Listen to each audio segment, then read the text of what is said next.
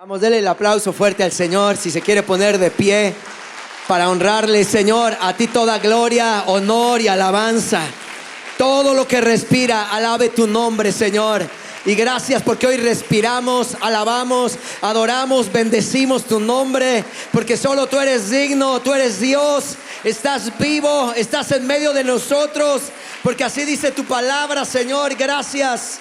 Amado Jesús, háblanos a través de tu palabra en este día. Lo oramos y lo pedimos en el nombre que es sobre todo nombre. Amén, amén. Gracias, Jesús. Muy buenos días. Tome su lugar, por favor. Qué gusto poder saludar a toda la familia. A la familia de la fe, la familia Filadelfia. A todos aquellos que venimos cada domingo para adorar, para honrar al Señor con nuestra voz, con nuestros cantos, con nuestra fe, con nuestras manos, con todo lo que tenemos. Gracias a Dios que hoy tenemos ese gozo y ese privilegio de poder estar aquí en la casa de Dios. Y saludamos con gusto también a todas las familias que están viendo la transmisión.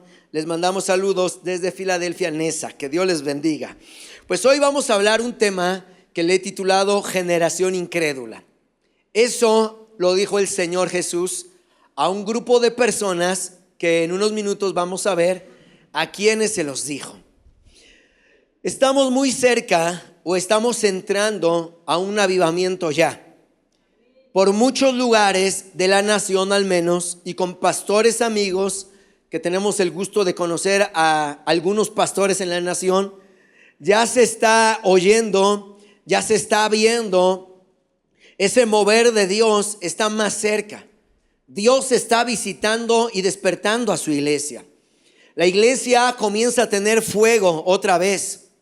La iglesia de nuevo comienza a vivir una vida sobrenatural, una vida del Espíritu. Dios se está moviendo en muchos lugares de la nación. El profeta Joel profetizó acerca del derramamiento del Espíritu y dijo que ese avivamiento que el Espíritu Santo traería sería para niños, para jóvenes, para adultos, pero también dice que para ancianos. De tal manera que el avivamiento es para todos. Diga conmigo, es para todos. ¿Verdad? Dios tiene que avivar a los niños, a los jóvenes, a los adultos y aún los ancianos, personas que ya están en esa etapa de su vida, que a lo mejor creen o piensan que ya no hay nada para ellos, hablando de que pues algunos dicen, pues yo ya estoy grande, ya Dios no, quizás no me va a usar. No, quiero decirles que el Espíritu Santo, cuando viene sobre las personas aún que son más adultas, Dios también tiene un propósito para esas personas. Así que no importa la edad que tengamos, el Espíritu Santo es para nosotros, ¿verdad? Y hay algo de Dios para nosotros. Yo tengo 43 años, gracias a Dios. Y a mis 43 años entiendo que Dios quiere algo para mí. Si usted tiene 20, si usted tiene 30, 50, crea que hay algo de Dios para usted.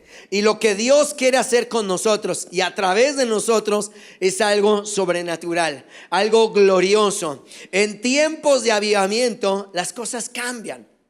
Cuando vino Jesús a este mundo, la Biblia nos enseña que el pueblo de Israel al menos se juntaban cada sábado en la sinagoga para poder escuchar la enseñanza, la palabra de Dios. Pero cuando Jesucristo resucitó, porque ¿cuántos saben que Cristo resucitó? Cuando Jesús resucitó y vino el Espíritu Santo en Hechos 2 sobre la iglesia, sobre los creyentes, ahora dice la Biblia que los cristianos se reunían todos los días en el templo y en las casas. Quiere decir que en tiempos de avivamiento las cosas cambian. El que nada más venía cada sábado, por ejemplo, ahora venía todos los días. ¿Qué le motivaba? El avivamiento, el despertamiento. Porque cuando estamos muertos espiritualmente o dormidos, con trabajo queremos venir el domingo. Pero cuando el Espíritu Santo nos aviva, nos despierta, algo dentro de nosotros se comienza a agitar. Y si con trabajos venía el domingo, ahora avivado y teniendo al Espíritu Santo, voy a desear más. Y no me voy a conformar o no me voy a esperar hasta que sea domingo, sabiendo que hay reunión, por ejemplo, el martes. Porque una persona que tiene hambre y desean más de Dios, no se espera hasta el domingo. Dice, si hay el martes, yo voy el martes. En tiempos de avivamiento, las cosas se intensifican y en todos los sentidos. Imagínense los que sirven en su grupo de ujieres y les toca, no sé, cada mes y medio, por ejemplo, y nada más martes y domingo aquí en la iglesia. Imagínense si tuviéramos reuniones todos los días. El desgaste, el trabajo. Del campamento de Aljaba que vamos a tener en julio, hay dos de los invitados que estamos anunciando. Tal vez algunos de ustedes no los conozcan. Es Jerry Hill y el otro se llama Michael Brown. Ellos dos estuvieron en el avivamiento en Pensacola en los años 95, 96. Vivieron todos esos años el avivamiento. Y cuando estudiamos el avivamiento de Pensacola, descubrimos que eran miles y miles de personas que vinieron a ese lugar. Hacían filas desde un día antes para poder entrar. Y la historia de ese avivamiento habla de toda la gente que Dios sanó, de toda la gente que Dios salvó, liberó y que recibieron un milagro. Por eso es que ellos van a venir, porque les invitamos. Ellos estuvieron en el avivamiento. Queremos que nos hablen del avivamiento, porque nosotros lo hemos pedido, lo hemos deseado. Pero ellos lo tuvieron por años. Miles y miles de personas tenían todos los días, porque ellos tenían reuniones de martes a domingo. Solo descansaban los lunes. Pero el lunes, aunque no abría la iglesia, ya había filas esperando poder entrar el día martes a la iglesia. Eso pasa cuando hay avivamiento. Cuando hay un despertamiento, está algo dentro de nosotros, está agitado, está emocionado, está expectante, está deseando, está anhelando. Y como es tan grande esa sed, es una sed tan grande que tú dices, yo no me puedo esperar hasta el domingo, yo tengo que ir mañana, yo quiero buscar más, porque la sed nos lleva a buscar. Es como si usted tiene mucha sed el día lunes y dice, pues me voy a aguantar hasta el domingo, me tomo un vaso de agua. La sed espiritual es algo similar. No se puede uno esperar. Y eso es lo que queremos y deseamos. Hechos capítulo 10, por favor, vamos a nuestras Biblias. Hechos capítulo 10, versículo 37. Hechos 10, 37, voy a leer, dice así la palabra del Señor. Y vosotros saben lo que se divulgó por toda Judea, comenzando desde Galilea, después del bautismo que predicó Juan. Juan el Bautista, fue un parteaguas en la historia. Él vino como precursor, como preparador del camino del Señor. Verso 38, y dice, cómo Dios ungió con el Espíritu Santo y con poder, ¿a quién? A Jesús de Nazaret. Y ungido con el Espíritu Santo y con el poder, Jesús anduvo haciendo bienes y sanando a todos los oprimidos por el diablo, porque Dios estaba con él.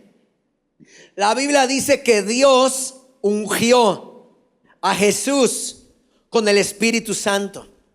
Cuando encontramos la palabra ungir, unción, hace referencia, por ejemplo, a un David, el rey David, cuando fue ungido con el aceite, porque vino el profeta Samuel a su casa para buscarlo, trayendo un cuerno lleno de aceite, y el profeta Samuel lo vertió, se lo derramó todo sobre la cabeza de David. Eso era la unción. A Jesús, eso era ungir. A Jesús, dice la Biblia que Dios ungió a Jesús con el Espíritu Santo, lo llenó. ¿Y cuál era el fin y el propósito de la unción? El fin y el propósito de la unción era para que Jesús anduviera en medio de la gente haciendo bienes, sanando a las personas, liberando a los oprimidos, porque aquí dice la Biblia que el que oprime es el diablo. Había muchos oprimidos por el diablo. Apenas me enteré de un joven que se suicidó. Y cuando yo me enteré, me dolió. Porque ese joven estaba oprimido. Estaba oprimido. Y nadie lo pudo ayudar. Pero ¿por qué tomó esa decisión? Estaba oprimido por depresión, por angustia. Estaba bajo presión. Y alguien le tenía que haber ayudado. Y tomó esa decisión terrible, porque vivía bajo presión.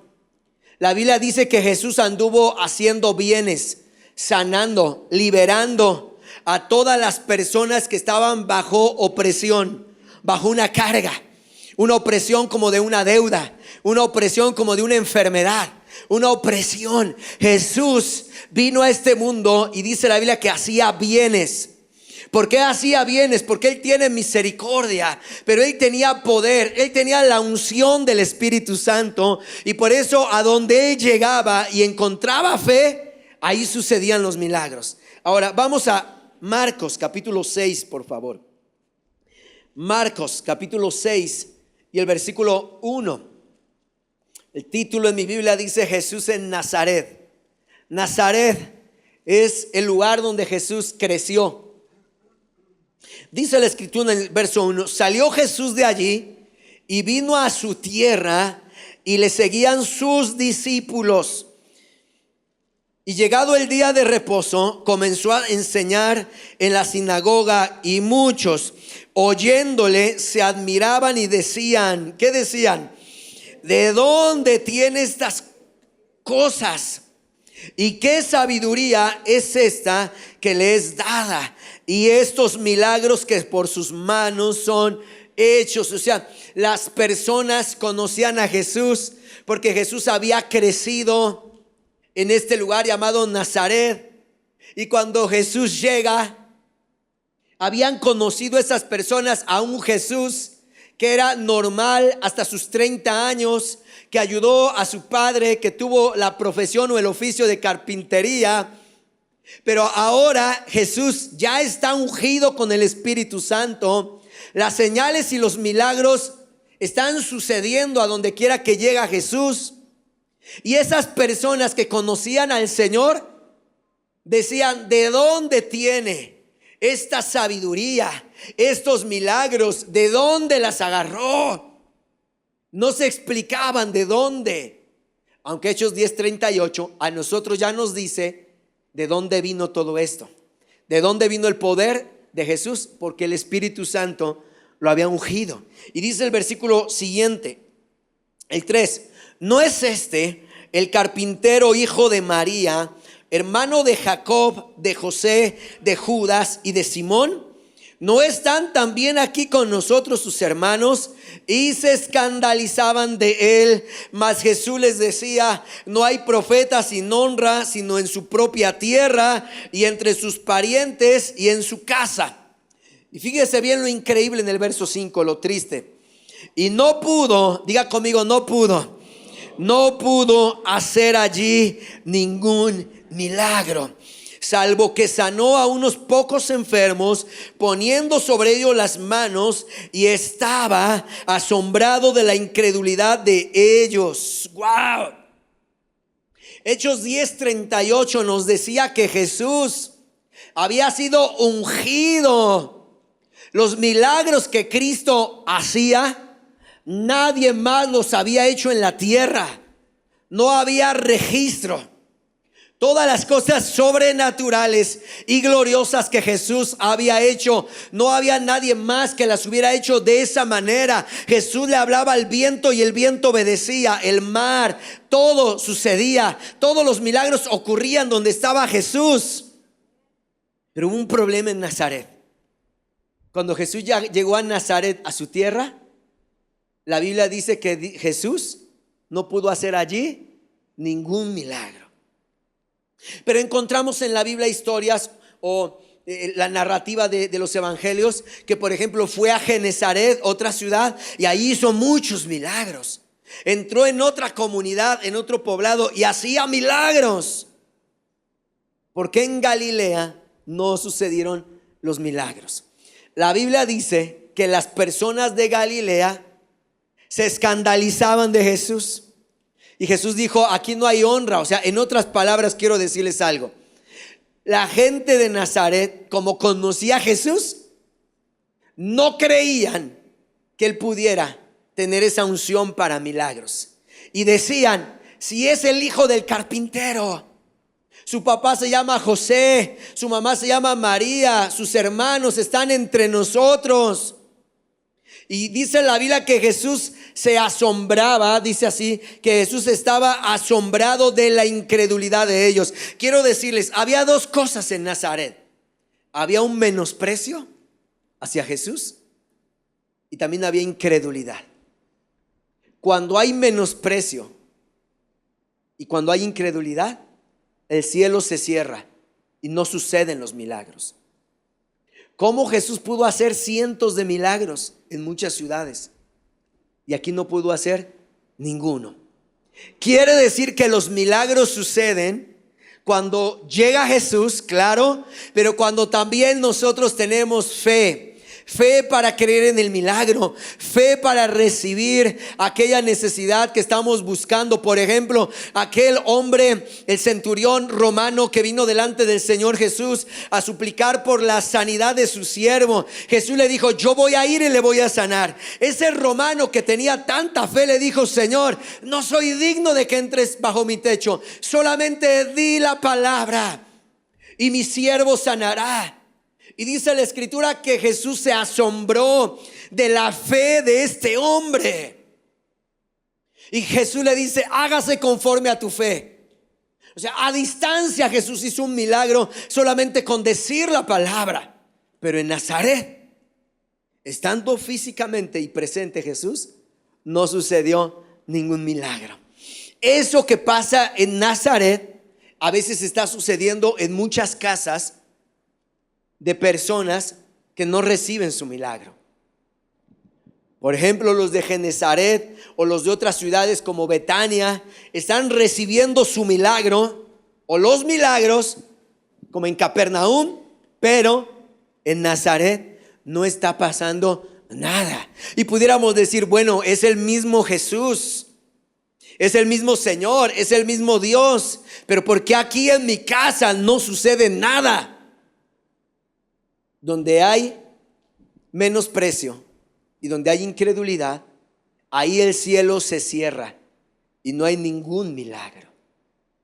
Si nosotros tenemos incredulidad y menosprecio hacia las cosas de Dios y sobrenaturales, nuestro cielo se cierra.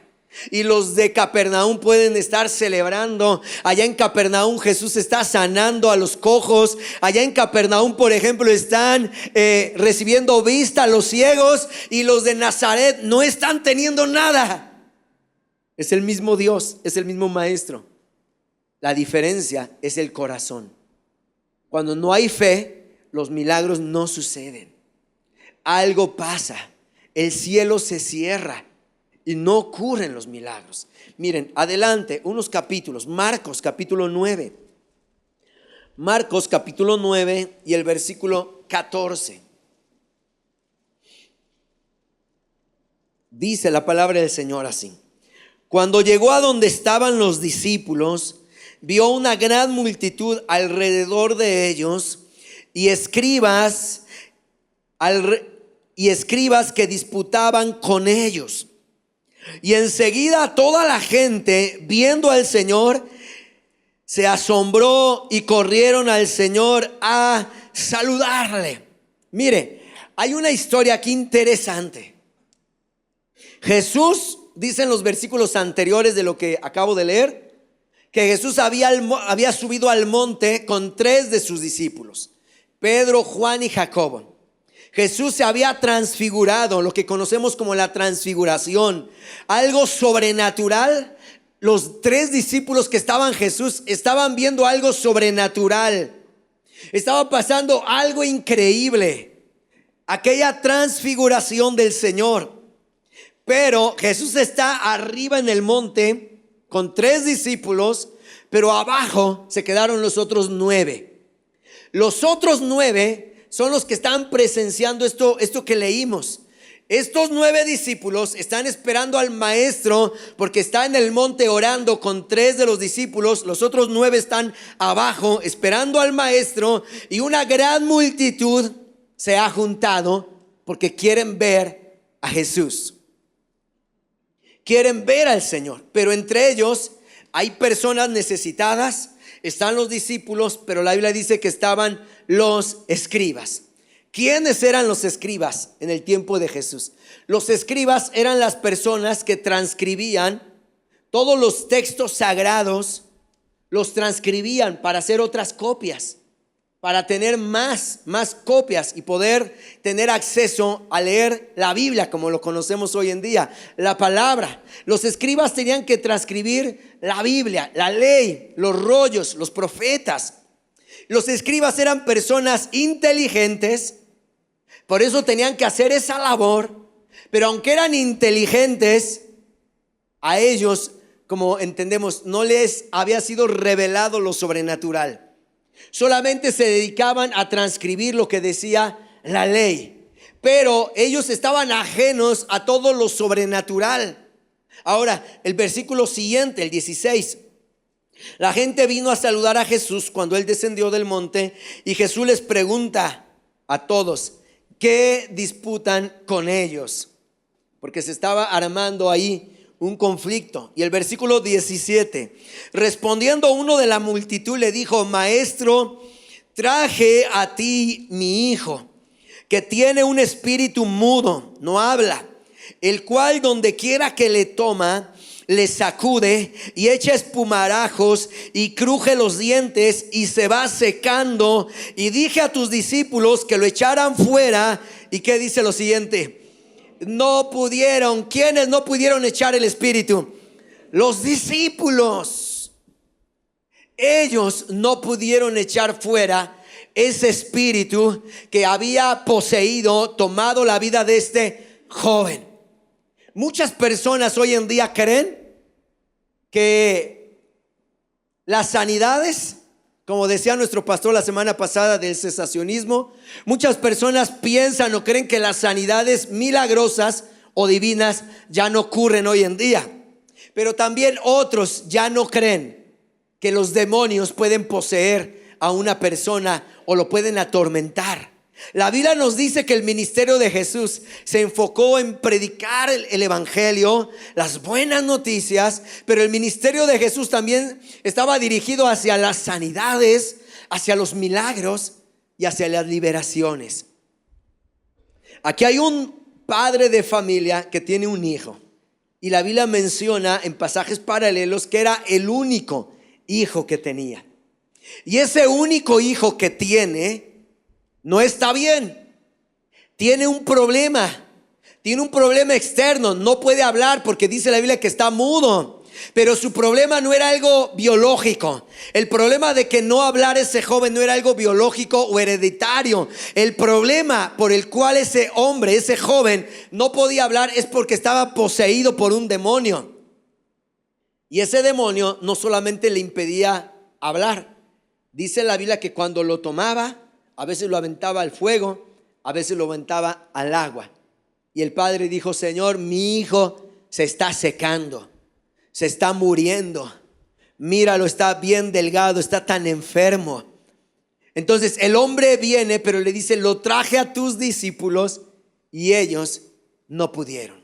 Entonces, cuando estaba todo el conflicto, que Jesús les dijo: ¿qué están hablando?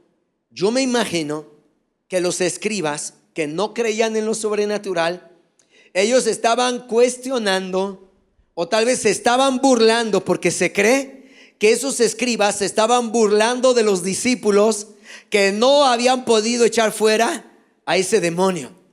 Y ahí estaban los escribas burlándose. Por eso es que había una gran multitud, y Jesús llega y le dice: ¿qué están hablando? Y el padre dice: es que tus discípulos no pudieron echar fuera el demonio, no me pudieron ayudar. La Biblia no dice que no lo intentaron. El padre dijo: no pudieron. Sí lo intentaron, pero no pudieron. Cuando yo llegué a la iglesia a Filadelfia, yo recuerdo que fuimos a una reunión de jóvenes aquí en el municipio de Chalco, con el pastor Peñalosa, que nos llevó a los jóvenes. Yo tenía meses de haber llegado aquí a la iglesia, y cuando fuimos estaba la presencia de Dios muy fuerte en ese lugar, en una reunión de jóvenes. Y mientras estaba la alabanza, yo estaba adorando, alabando al Señor, y atrás empecé a escuchar los gritos de dos mujeres, pero unos gritos bien fuertes. Y cuando yo volteé, algunas personas ya de la iglesia se estaban acercando para ayudarlas. Y escuché a alguien que dijo: es que están endemoniadas. Yo nunca había visto nada de eso. Fue la primera vez que vi a dos mujeres. También los hombres se endemonian, pero en mi primera experiencia fue ver dos mujeres. Para que las mujeres no digan, ni los hombres, no, también están endemoniados muchas veces. Pero en mi experiencia me tocó ver primero a dos mujeres por primera vez que yo llegué a la iglesia. Y ahí me convencí y entendí que el mundo espiritual existe. Y que muchas personas hoy en día, desafortunadamente, están bajo presión, están enfermas, porque hay algo espiritual que los tiene así. Hay espíritus que mantienen enfermas a las personas. Cuando Jesús entonces vio a este padre, dice la escritura en el verso 19, respondiendo Jesús les dijo: oh generación, ¿qué les dijo? Generación incrédula, ¿hasta cuándo he de estar con ustedes? ¿Hasta cuándo les he de soportar? Tráiganmelo. Y se lo trajeron, y cuando el espíritu vio a Jesús, sacudió con violencia al muchacho, quien cayendo en tierra se revolcaba echando espumarajos. Jesús le preguntó al padre: ¿cuánto tiempo hace que le sucede esto? Y él dijo: desde niño. Y muchas veces le echan en el fuego y en el agua. ¿Para qué? Para matarle. Y dijo el padre: pero si puedes hacer algo, ten misericordia de nosotros y ayúdanos. Jesús le dijo: si puedes creer, al que cree, todo le es posible. E inmediatamente el padre del muchacho clamó y dijo: Señor, creo, ayuda mi incredulidad.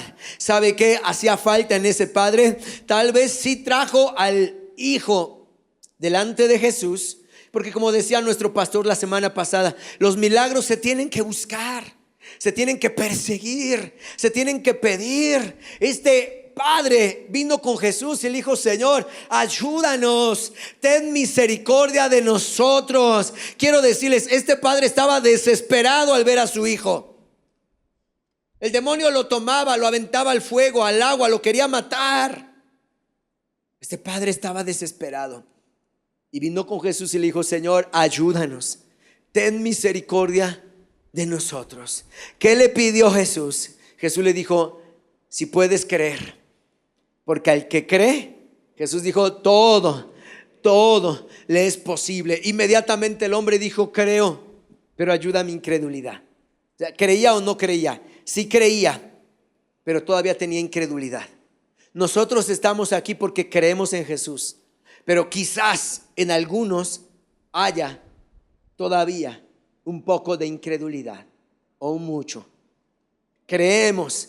Este hombre dijo: sí creo, pero ayúdame en mi incredulidad. Porque la fe, dice la Biblia, que tiene medidas.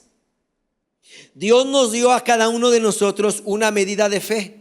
A algunos les tocó una medida más grande, tal vez a otros una medida más pequeña. Pero si alguien tiene una medida más pequeña de fe, no se preocupe, porque puede empezar con algo pequeño, como el grano de mostaza, pero va a ir creciendo.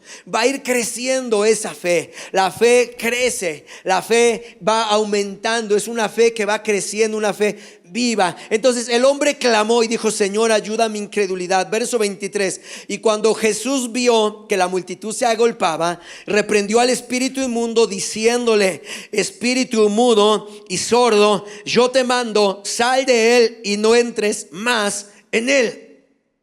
Entonces el espíritu, clamando y sacudiéndole con violencia, salió, y él quedó como muerto, de modo que muchos decían: está muerto. Pero Jesús, tomándole de la mano, le enderezó y le levantó.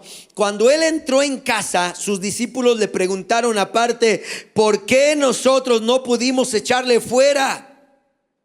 Y les dijo el Señor: este género con nada puede salir sino con oración. ¿Y qué más? Y ayuno. Los discípulos, los 9 que no pudieron echar fuera el espíritu, ya aparte, ya en el secreto, le dijeron: Señor, ¿por qué nosotros no pudimos? Y el Señor les dijo: ese género. ¿Cuál género? Bueno, la incredulidad, pero también el espíritu, porque la incredulidad es un espíritu.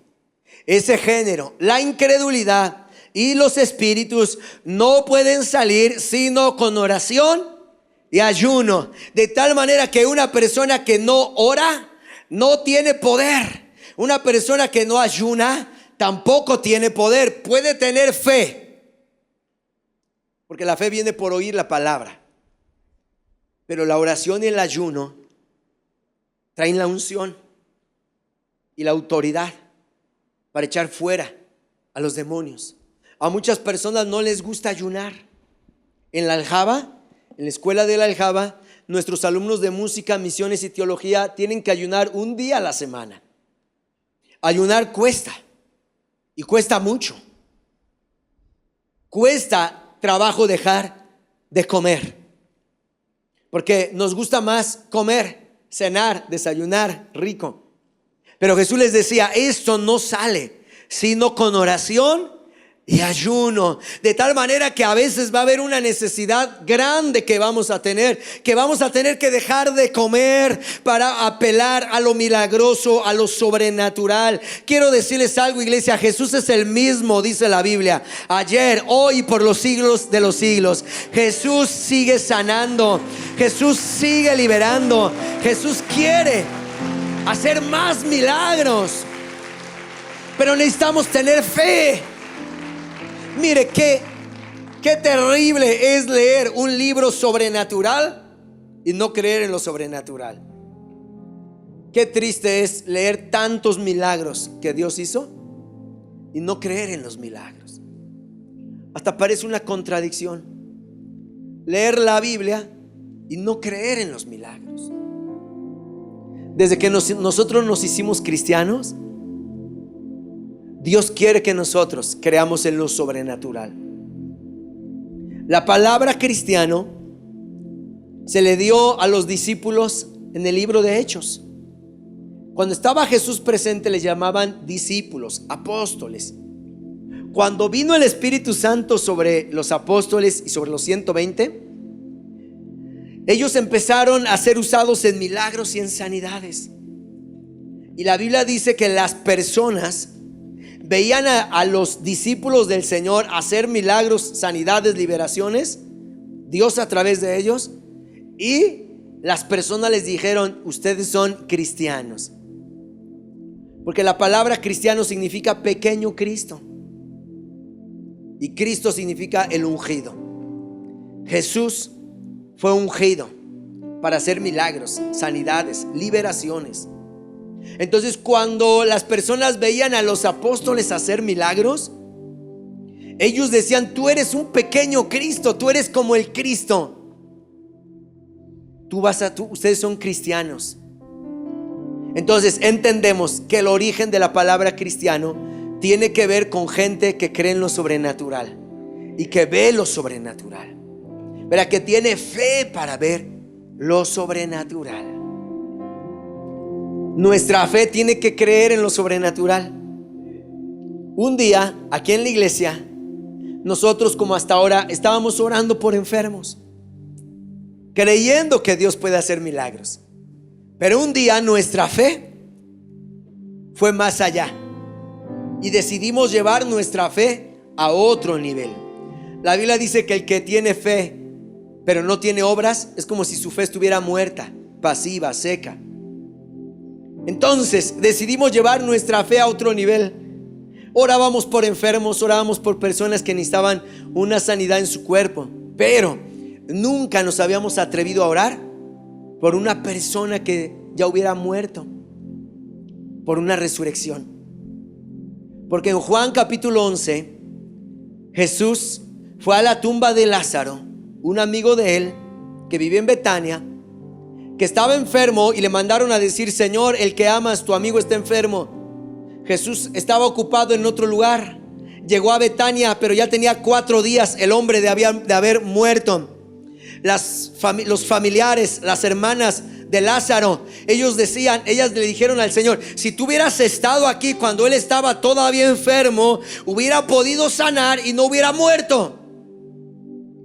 Porque la fe de las hermanas era fe para creer en una sanidad, en un milagro, pero cuando estuviera vivo su familiar, su hermano. Pero la fe de ellas no les alcanzaba para creer en una resurrección. Jesús les dijo: yo soy la resurrección y la vida. El que cree en mí, aunque está muerto, vivirá. ¿Dónde le pusieron? Y Jesús fue a la tumba y nada más dijo: Lázaro, sal fuera. El hombre resucitó después de haber estado 4 días muerto.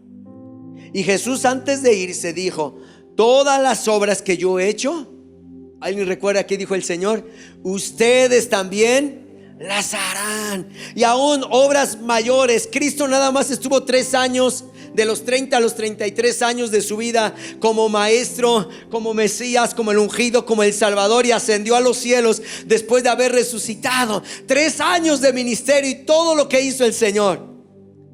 Cuando él hablaba de que íbamos a hacer cosas más grandes, es porque usted no iba a tener 3 años, usted iba a tener 60, 70 años para ver muchos milagros. Decidimos llevar nuestra fe a orar por los que habían muerto. Un día fuimos a un funeral, aquí muy cerca, a una funeraria de una persona que había fallecido, un hombre en un accidente. No era cristiano el hombre, pero una familia que se congrega aquí era familiar del que había fallecido. Y nos dijo: mi familia falleció en un accidente, si alguien puede venir para predicar. Claro, fuimos un grupo de personas allá. Y cuando llegamos a la sala de velación, estaban los familiares y luego estaba el ataúd del hombre. Le pedimos permiso a la esposa que nos dejara orar por su esposo, porque había fallecido. Déjenos orar, porque creemos que Dios lo puede resucitar. La mujer ni nos entendió. Dijo: sí pueden orar, oren, sí, está bien, oren. No sabía lo que le estábamos diciendo, pero nos dio permiso. Entonces vamos, está la gente y está el ataúd. Vamos a donde está. Y algunos ataúdes, o creo que la mayoría, tienen esa tapa con el cristal para que uno pueda ver al familiar así encima con el cristal, y el familiar está, la persona adentro.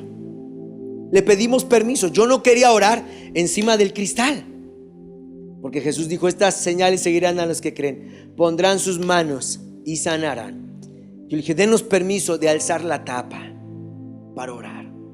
Les digo, la esposa no sé si nos entendía o también nos decía: está bien, la alzamos. No conocíamos al hombre.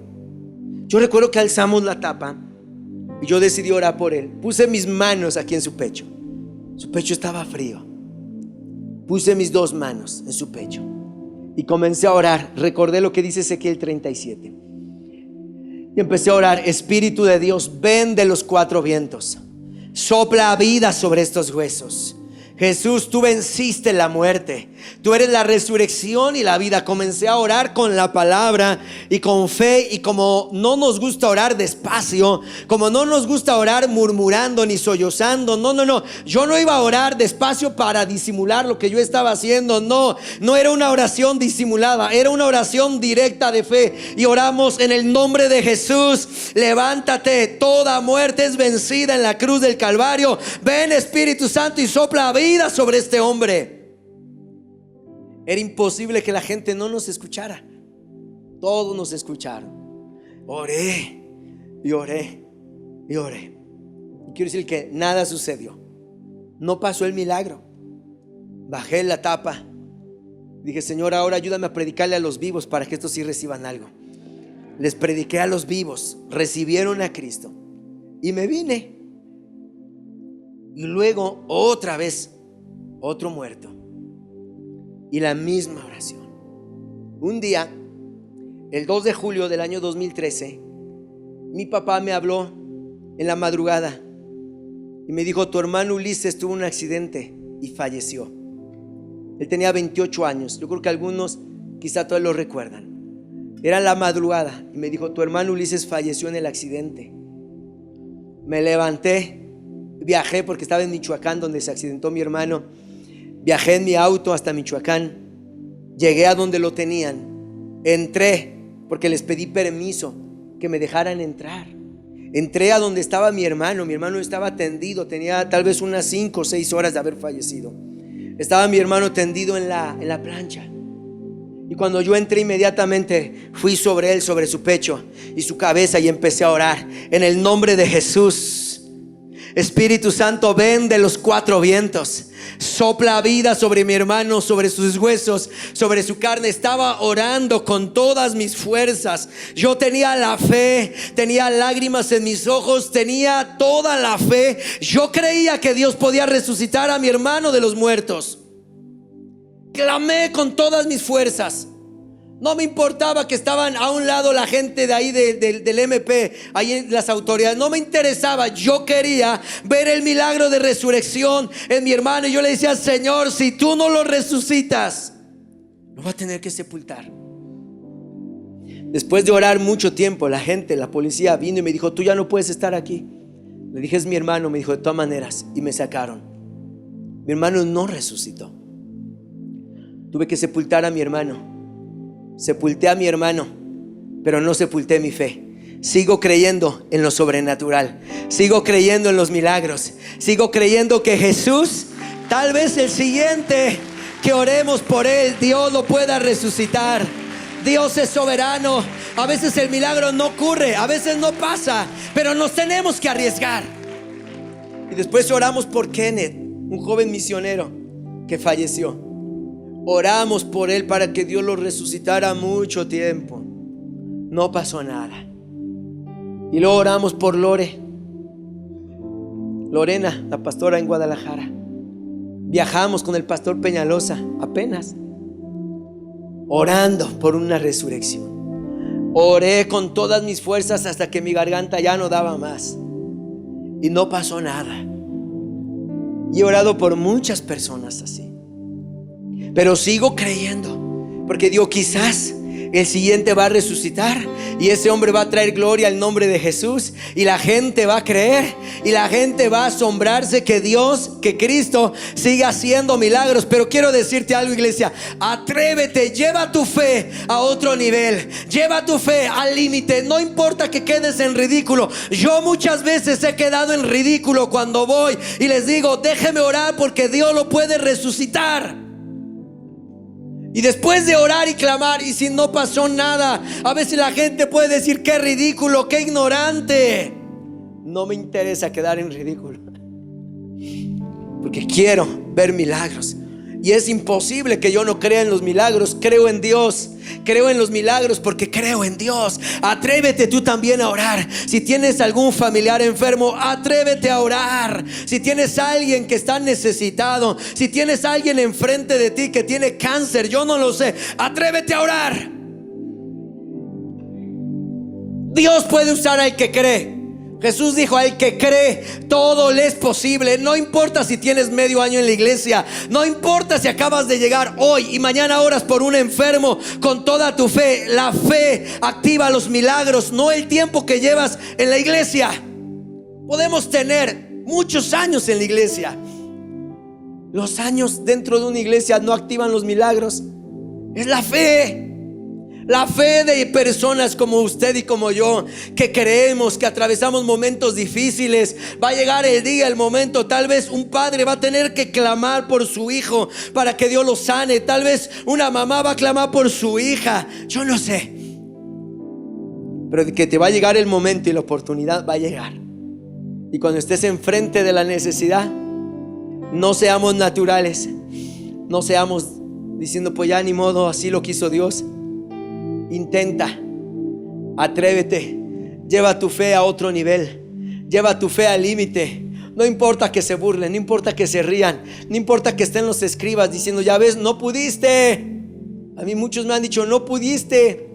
No me interesa, ¿verdad? Hay algo dentro de mí que sigue creyendo, y que sigue creyendo, y que sigue creyendo. Terminamos en el libro de Lucas, capítulo 17 y el versículo 5. Lucas 17, 5.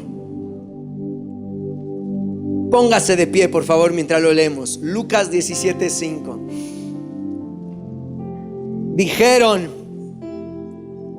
Dijeron los apóstoles al Señor. ¿Qué le dijeron al Señor?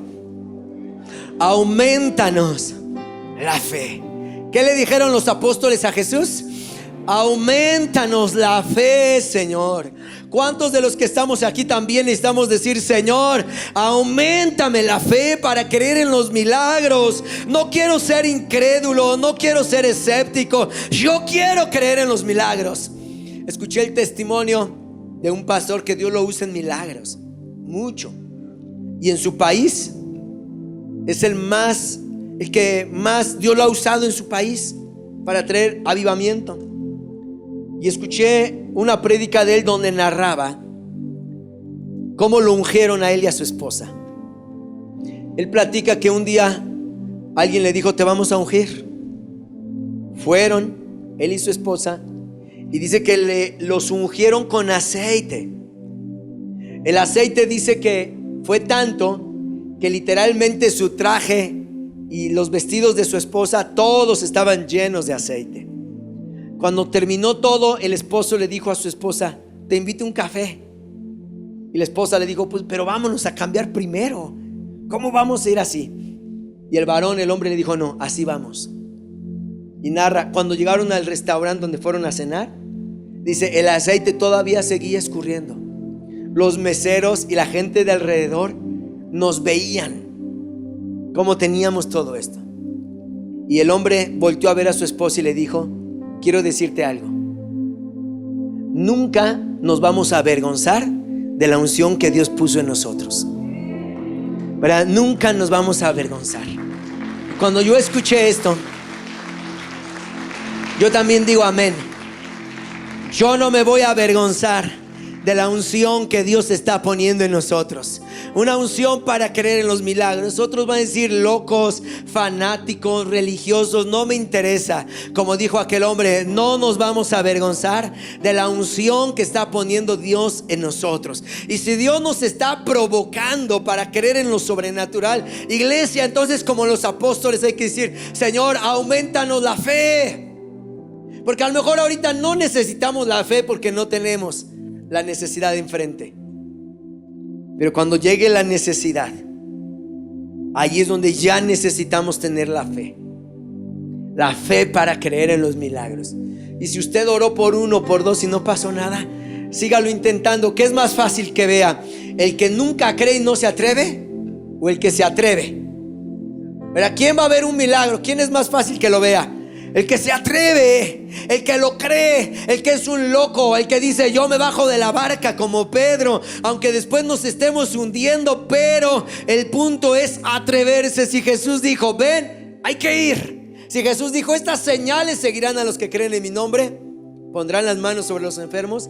Hay que orar por todos los enfermos que tengamos enfrente, y Dios que se encargue de hacer el milagro. Levante sus manos y oramos que el Señor aumente nuestra fe. Levanta tus manos y di: Señor, aumenta mi fe. Aumenta mi fe, Señor, aumenta mi fe. Aumenta mi fe, Señor. No queremos ser hombres naturales, no queremos ser incrédulos, no queremos ser cesacionistas. No, Señor, porque la Biblia es un libro sobrenatural y nosotros leemos y creemos en un Dios sobrenatural. Señor, oro para que venga fe sobre la iglesia, que la iglesia reciba fe en este día, Señor. Una fe viva, una fe creciente, una fe para creer en los milagros, en lo sobrenatural, en el nombre de Jesús. Señor, que se libere fe. Libera fe, Señor, en la iglesia. Libera fe, Señor, en este día. Libera fe, que la fe del cielo se libere, se active sobre nuestras vidas en el nombre de Jesús. Señor, lo creemos y lo recibimos. Yo lo creo. Yo lo creo.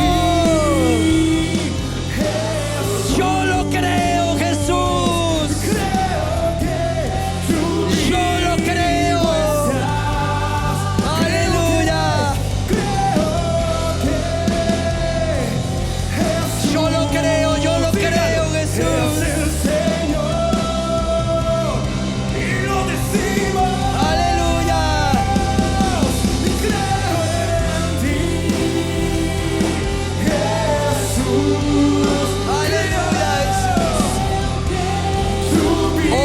Señor, en lo sobrenatural. En el nombre de Jesús. Si alguien de los que está aquí está enfermo, ponga la mano donde está la enfermedad. Ponga su mano donde está la enfermedad. Y vamos a orar. Al que cree todo le es posible. Donde hay fe, ahí suceden los milagros. Y oramos para que Dios sane, levante a todo aquel que esté enfermo o enferma. Y también los que están en la transmisión, si usted está ahí y tiene alguna enfermedad, ponga la mano donde está la enfermedad. Y oramos. Padre, en el nombre de Jesús, Señor, declaramos que los milagros del cielo suceden, que los huesos son sanados en el nombre de Jesús. Señor, que los órganos son sanados y restaurados, corazones nuevos y sanos, riñones, pulmones, páncreas, hígado, estómago, en el nombre de Jesús. Señor, declaramos que los milagros vienen sobre las articulaciones, sobre la sangre, en el nombre de Jesús. Se estabiliza la presión, Señor, y declaramos y oramos que esos milagros suceden a favor de tu iglesia. Hoy, en el nombre de Jesús, Señor, recibimos el milagro. Yo lo creo, yo lo creo, yo lo creo. Yo lo creo, yo lo creo, Jesús. Libera tus milagros en este día, Dios. Aleluya. Aleluya, Señor. Gracias, Jesús.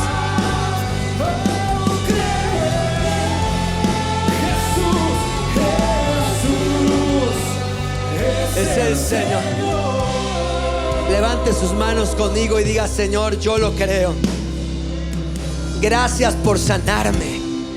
Señor, usa mis manos. Usa mis manos, Señor. Como está escrito en tu palabra, estas señales seguirán a los que creen en mi nombre. Pondrán las manos sobre los enfermos y sanarán. Señor, usa nuestras manos para que los enfermos sean sanados. Allá donde vayamos, a los hospitales, en el trabajo, en la casa, con la familia. Señor, oramos para que uses nuestras manos, Señor, para que tu nombre sea glorificado, exaltado a través de